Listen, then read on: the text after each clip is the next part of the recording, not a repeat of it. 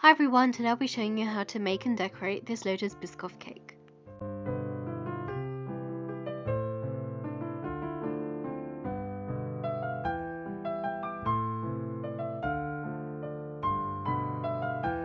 I've been wanting to make this cake for a really long time, so I made it for my sister's birthday. For the buttercream, you'll need vanilla buttercream, which you can find the recipe to on my channel, and I'll attach the link as well. And mix some melted Biscoff spread into the buttercream. You can add as much as you want till you reach the desired color and flavor as well of the Biscoff and the buttercream. This is buttercream you're going to use. Place your cake sponge, spread some buttercream on it evenly, and then create a dam shape so in the center you can add more melted Biscoff spread and broken Biscoff biscuits. Repeat this for however many layers you're doing.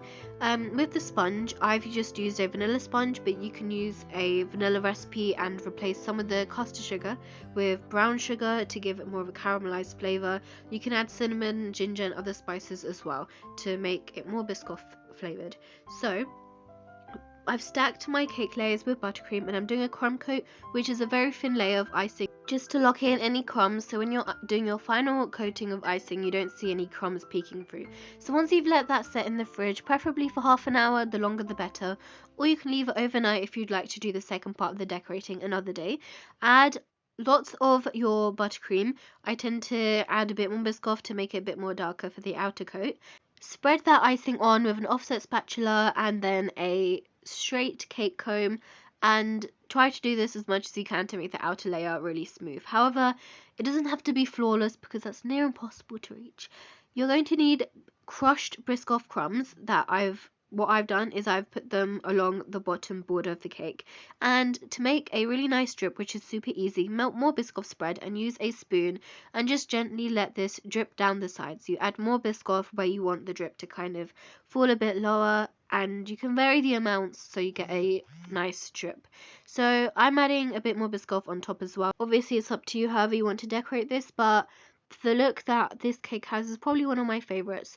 So I'm just adding on my remaining Biscoff crumbs to the top as well from the Lotus Biscoff biscuits, and using my remaining icing, I am piping swirls using a Wilton 2D nozzle all around the cake. So I start off by doing 4 sides and then putting a biscuit on either side of 2 piped icing swirls, and then piping in the middle as well. This kind of helps me ensure that the decoration on top is a bit more symmetrical and neat and a bit less messy. So it doesn't have to be super perfect because it will still look good. But yeah, this is how I made this Lotus Biscoff cake. I hope you guys enjoy watching this video. This is probably one of my favorite simple types of cakes because they're super easy to decorate and they're Biscoff themed, and yeah, who doesn't love Biscoff? Thank you so much for watching, and I hope you enjoyed this video. If you have any Christmas video requests, do comment them down below and I'll try to do as many as I can. But see you next time. If you're new to my channel, thank you so much for watching, and I hope you choose to subscribe to my channel and like this video to support me as well.